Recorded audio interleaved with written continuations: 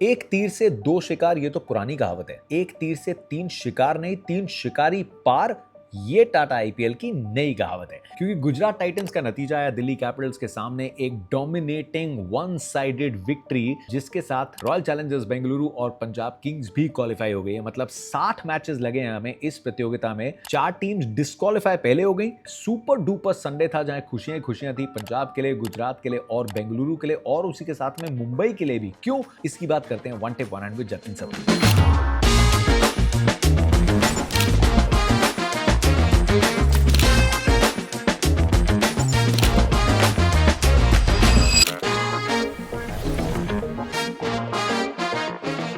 Race to playoffs का गणित तो थोड़ा समझा देंगे क्योंकि अब एक ही जगह बची है, लेकिन उसके पहले संडे को 2 टीम्स की तारीफ करनी पड़ेगी, जिसमें सबसे पहले बात करेंगे हम गुजरात टाइटंस की। ऐसी बैटिंग T20 क्रिकेट में, मतलब वैसे ही गुजरात टाइटंस की टीम का जो फॉर्मूला है ना, वो फॉर्मूला कई टीम से बहुत अलग है और उनकी उम्मीद होगी कि प्लेऑफ्स में पहुंच गए, लेकिन ये फॉर्मूला चुभे ना जब जॉस बटलर वापस चले जाएंगे, क्योंकि ताकत गुजरात टाइटंस की है उनका टॉप 3। क्या वीकनेस है या अंडर टेस्टेड है मिडिल ऑर्डर, वो अभी तक हमें ज्यादा समझने का मौका ही नहीं मिला है, क्योंकि सिर्फ एक ही मौका आया है जहां पे टॉप 3 में से कोई बल्लेबाज 17वें ओवर से पहले आउट हो गया और वो था मुंबई इंडियंस का मैच। लेकिन पहले बात करनी पड़ेगी कॉम्प्लीमेंट्री, क्योंकि 10 विकेट से पहली बार हुआ है कि 200 रन की चेस किसी टीम ने पूरी की हो। इतनी साफ सुथरी रन चेस जहां अपने मन मुताबिक गियर चेंज किए शुभमन गिल और साई सुदर्शन ने। इन 2 खिलाड़ियों को हमने व्हाइट बॉल के खिलाफ खेलते हुए देखा और मेरा तो ये भी मानना है कि आने वाले कुछ हफ्तों में भारत की व्हाइट्स में भी साथ खेलते हुए देख सकते हैं। दोनों टेस्ट टीम का हिस्सा बनते हुए दिख रहे हैं मेरे को, क्योंकि खेल इनका जो है ना T20 के टिपिकल पारियां नहीं खेलती है। पहले 4 या 5 ओवर जो रहते हैं गुजरात टाइटंस के, अमूमन रन रेट उनका रहता है 7.5-8 के आसपास। चौथे, 5वें और 6ठे ओवर में अटैक करते हैं, लेकिन दिल्ली के सामने अक्षर पटेल के हाथ में बॉल थी, पहले ओवर में रन जड़ दिए। अगला ओवर दिया टी नटराजन को, सिर्फ 4 ही बार बॉलिंग करी उन्होंने आईपीएल में नई गेंद से, और आखिरी बार किया था 2020 में। तो दिल्ली कैपिटल्स ने उनको गेंद समा दी, साई सुदर्शन ने बाहर रन बटोर लिए। पहले 4 ओवर में ऐसी छलांग लगा ली गुजरात टाइटंस ने कि ये मुकाबला अपनी गिरफ्त में कर ही लिया था। पसीना तक नहीं बहाया यार, बिल्कुल ना कोई चिंता ना कोई शिकन। जब मन किया गियर चेंज कर लिया, क्योंकि ये 2 खिलाड़ी इतने कंप्लीट हैं। चौके लगाए साई सुदर्शन ने, छक्के लगाए शुभमन गिल ने। मतलब सुनार का प्रिसीजन, सुनार की यथार्थता दिखाई साई सुदर्शन ने और लोहार की ताकत दिखाई शुभमन गिल ने। तीसरी बार शतकीय साझेदारी इस प्रतियोगिता में लगाई है एंड अपने छोटे से ओपनिंग करियर में दोनों ने कई बार ये 100 रनों की पार्टनरशिप के आंकड़े को पार किया है एंड दैट इज अनबिलीवेबल।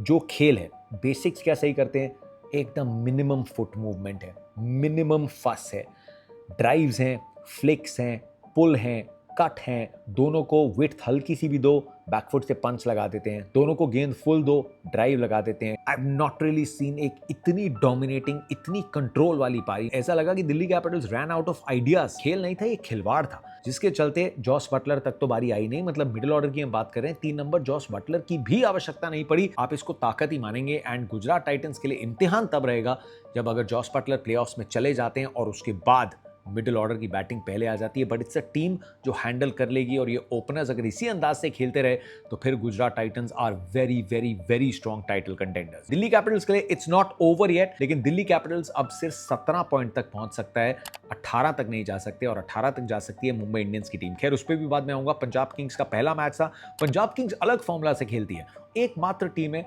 जहां पे कैप से ज्यादा अनकैप खिलाड़ियों पे विश्वास है। आज प्रभ सिमरन और प्रियांश आर्या के बैट से रन नहीं आए, तो रन आ गए नेहल वडेरा और शशांक सिंह के बैट से। अजमत ओमरजाई 9 गेंदों पे 21 रन उन्होंने बनाए। बहुत महत्वपूर्ण पारी थी, क्योंकि अंत में आप 10 रनों से जीते हैं, so every run matter. Shreyas का कंट्रीब्यूशन, प्रभ का थोड़ा सा कंट्रीब्यूशन, हरप्रीत बरार की 3 विकेटें, अजमत ओमरजाई की 2 विकेटें, those were the turning points. Rajasthan के लिए पूरे सीजन की कहानी यही रही, अधूरी चेजेस उनको चेज करती रही हैं इस पूरे सीजन में।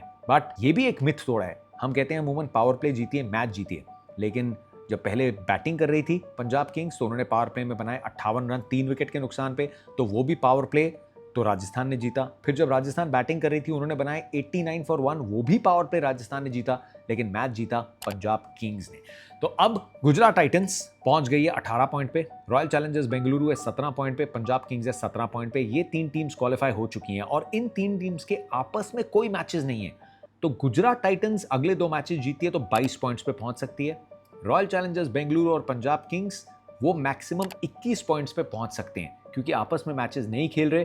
तो अगर एक भी मैच गुजरात टाइटंस हारती है तो वो सिर्फ 20 पे पहुंचते हैं। तो यहां से भी पॉसिबिलिटी है कि पंजाब किंग्स और रॉयल चैलेंजर्स बेंगलुरु वो दोनों आगे निकल जाएं टॉप 2 में। So all the matches are still must win in teams के लिए टॉप 2 की लड़ाई में। बेंगलुरु को डर सिर्फ इस बात का होगा कि आने वाले मैच में भी ना बारिश ना हो जाए। एक और मैच हैदराबाद के खिलाफ वो बेंगलुरु में खेल रहे हैं और बेंगलुरु में हमने लगातार बारिश देखी है। अगर वो मैच भी बारिश की भेंट चढ़ जाता है तो फिर बेंगलुरु के पास 18 पॉइंट्स होंगे। अगर एक पॉइंट शेयर होता है तो फिर आप मैक्सिमम 20 पॉइंट्स पे पहुंच सकते हैं। तो फिर पंजाब किंग्स और गुजरात टाइटंस दोनों बेंगलुरु के आगे जा सकते हैं पॉइंट्स टेबल में। रेस क्वालिफिकेशन की खत्म हुई है, लेकिन टॉप 2 इज वेरी इंपॉर्टेंट, क्योंकि टॉप 2 आपको फाइनल में पहुंचने के 2 मौके देता है। आप अंडर प्रेशर एलिमिनेटर नहीं खेलते हैं। लेकिन जो आखिरी स्पॉट बचा है क्वालिफिकेशन का, वो एक शूट आउट है मुंबई इंडियंस, दिल्ली कैपिटल्स और लखनऊ सुपर जायंट्स के बीच में।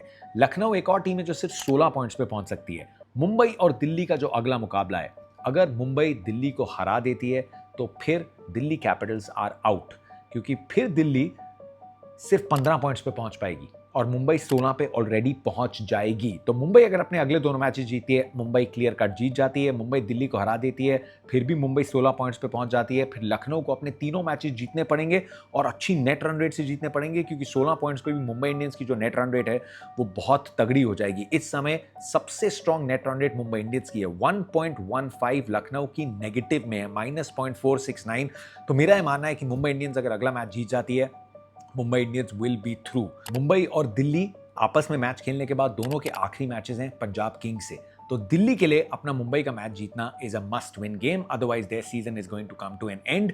लेकिन अगर मुंबई इंडियंस वो मैच हार भी जाती है तो मुंबई इंडियंस अगर अपना लास्ट मैच जीती है और दिल्ली पंजाब से अपना मैच हारती है, then also Mumbai Indians can qualify. Lucknow Super Giants का जो मुकाबला है जो शाम को खेला जाएगा सनराइजर्स हैदराबाद से, उनके लिए भी मस्ट विन है। अगर लखनऊ ये मैच हार जाती है तो फिर लखनऊ भी क्वालिफिकेशन की रेस से बाहर हो जाएंगे। सो क्लियर कट फेवरेट्स इस समय मुंबई इंडियंस है क्वालिफाई करने के लिए।